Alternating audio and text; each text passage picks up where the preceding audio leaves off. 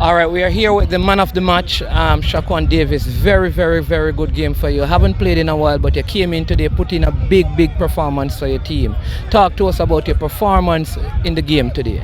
I just finally get the opportunity to go out. I'm currently back from a broken jaw. I was injured for about 3 or 4 months. So I've been training so hard. I've been hungry for the opportunity, and I just came out and do my best.